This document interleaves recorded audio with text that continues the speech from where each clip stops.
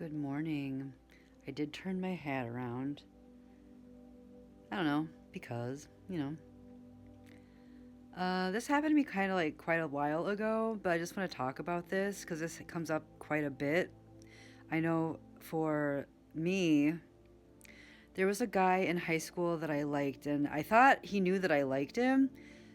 Uh, I thought I asked him out in high school and stuff, but I guess I didn't. Well, I guess like a year ago or a couple years ago, like I saw him online and I was like, "Oh, hi. Did you know that like in high school, like I really liked you and like I wanted to go out with you and stuff and I thought you were so cool."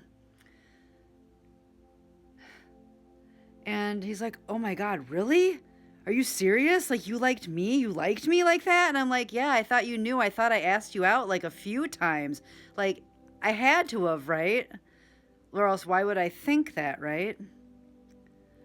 Well, then he's like, well, I mean, so will you take off your clothes and like so I can jack off to you? And I'm like, what? And that's like normal conversation every single day for like so many people that like I talk to. Like, and there's somebody from school too that like I like really liked them. Like I wouldn't date them. Or like, here's the thing though, they're actually like disabled. And if I wasn't with someone else, like I would date like almost anybody, like give everybody like a shot, right?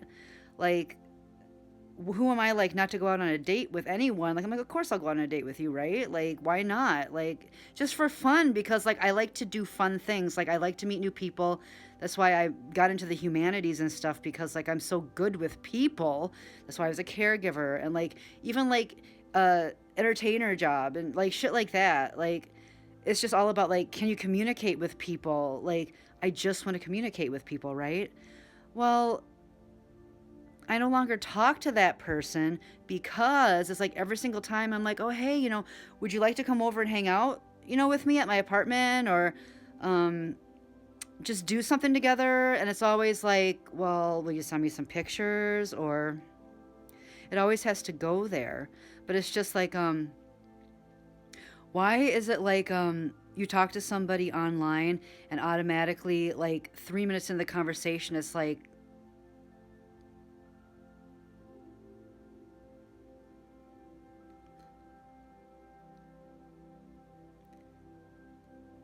I don't understand like why that's a thing.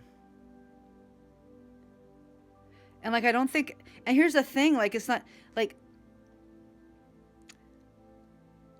I can tell you a story. Well, I mean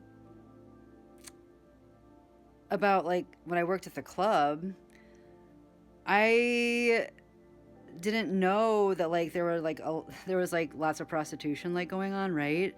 Because the girls didn't want me to know that there was prostitution going on because they didn't want Lolly to know that they were doing that. So there's this one guy and he took me in the back room. Like, I didn't get like VIPs and stuff very often. I made stage money because I was like a stunt performer, like a pole, like stunt performer. Like, I like fucking climbed like a 8 foot pole and fucking swung around and like did stuff like that. Like, I was an athlete. I did fun stuff, right? That was what was so fun about my job. If I came home with money, people were afraid to talk to me, kind of, partially because they thought I was an undercover and partially because like I think they thought they weren't good enough and like even at a job like that it was just a job. I don't beg for dollars. Like I will not go up to you and like beg for a fucking dollar. Like not in my personal life, not in my fucking professional life. I will not do that.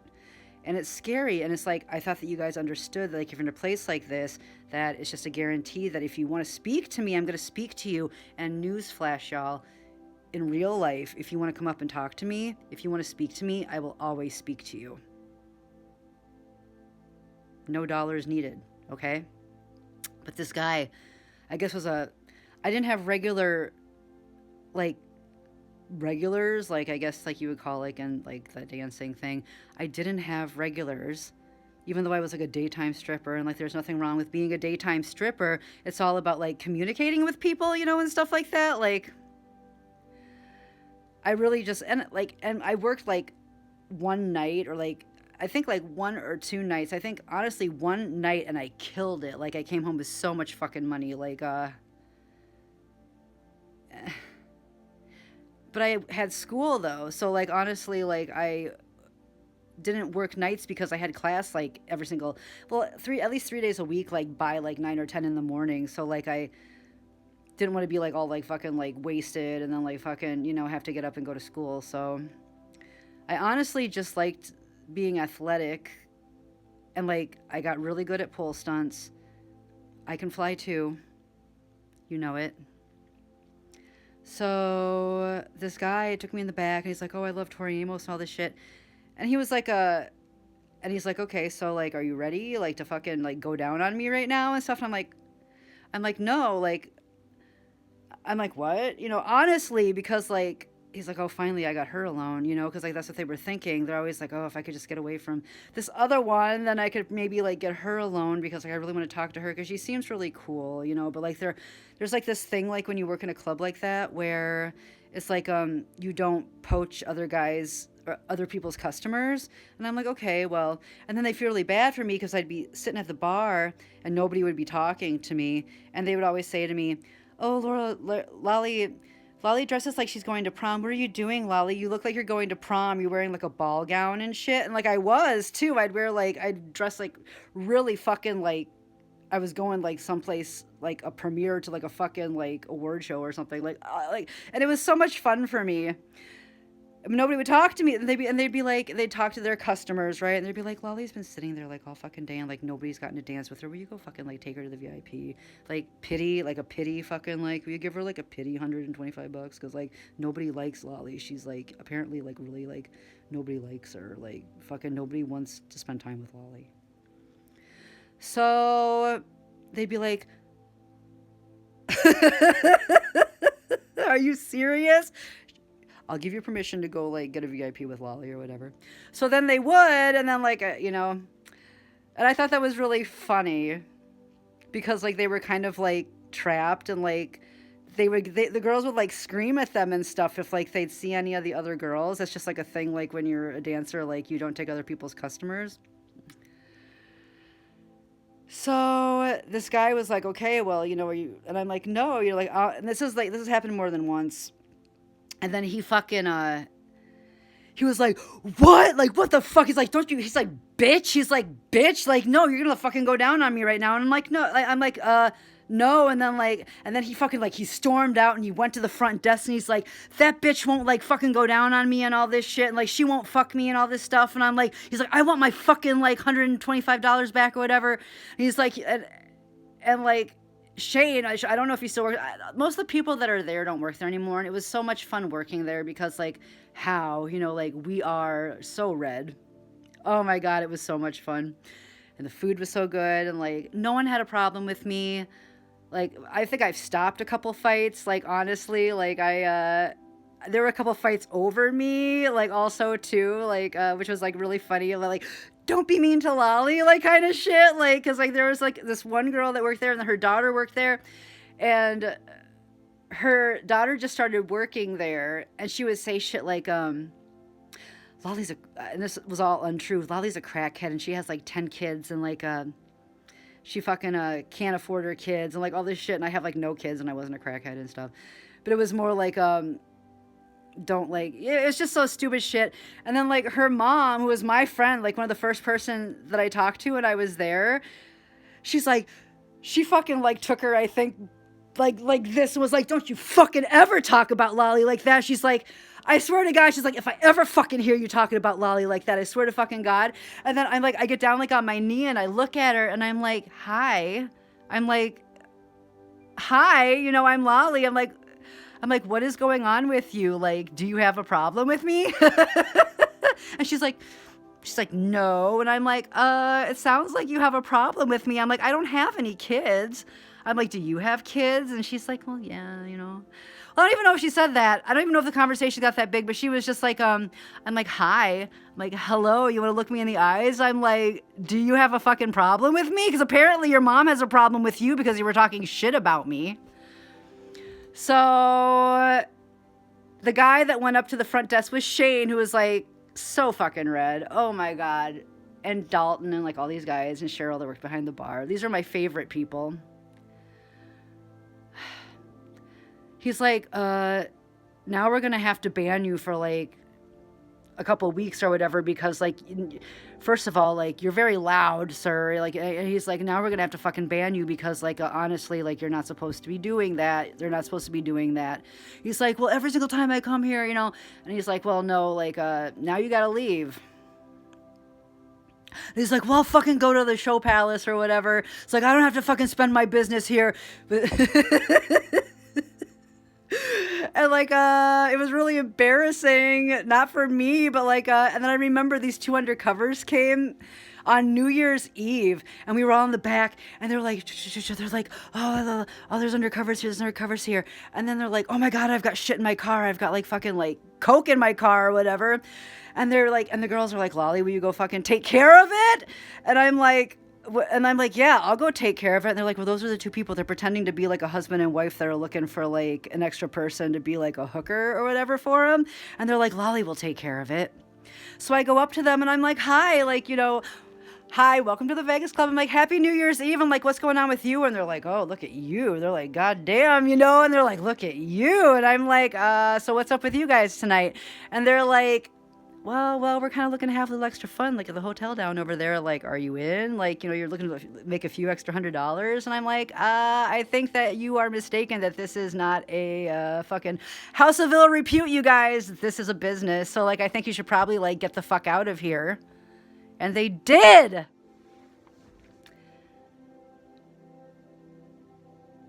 And I'm certain that probably Venus and Phoenix still work there. And everybody loved me. Like, I didn't have any problems with anybody. Why would I have problems with anybody? But what did happen was, like, when new girls came in, especially, I remember Whitney. I don't know if anybody remembers Whitney, but, like, she came up to me. She just turned 18. And she's like, Lolly. She's like, there's this guy, and he said that he'll give me, like, $300 to go down on me. Like, what should I do? I say, you're not supposed to be doing that. I'm like, he shouldn't be asking you to do that, Whitney.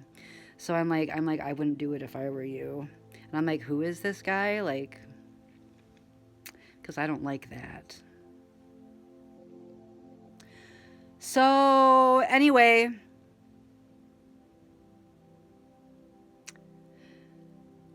my suggestion to you is, and that's really too bad, because if he wouldn't have said that to me, I would really like be really looking forward to like going over to his house and like talking to him and hanging out with him, because I always thought he was like the coolest person. And I'm talking about the guy from my high school that like after 3 minutes of talking to him was like, well, can you just fucking like, you know, show me your boobs so I can like jack off real quick? And I'm like, no, actually I can't do that for you.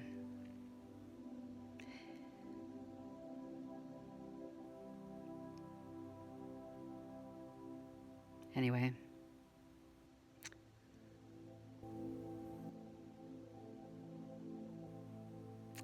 It is like not quite 7 o'clock in the morning. It's still dark outside.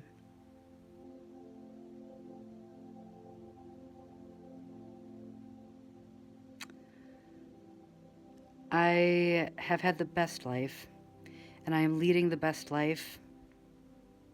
I miss my friends. I couldn't be happier. I have $1.66 in my checking account right now, and I have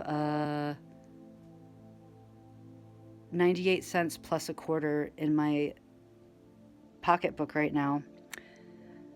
A 4-pack of cookies at Quick Trip is $1.99 on sale right now, so I'm going to get a 4-pack of the cookies and cream cookies that are made with real Oreos because mommy deserves cookies too.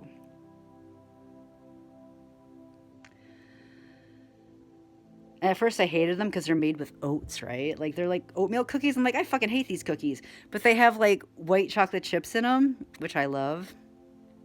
So, and it's like, these are the weirdest fucking cookies. Now, I'm going to try to make these cookies because, like, I grind up my own oat flour and everything. So I'm like, but they're kind of buttery tasting. I don't know if there's really butter in them, though. But I'm like, fucking, I hate these cookies. These are the worst cookies I've ever had. And then, like, I got, like, addicted to these cookies.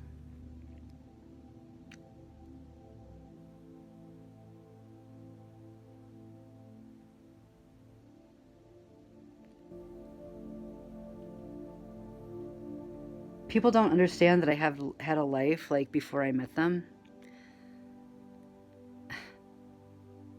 I'm talking about people that I've actually lived with and stuff. Like, they're like, because they don't care to know me.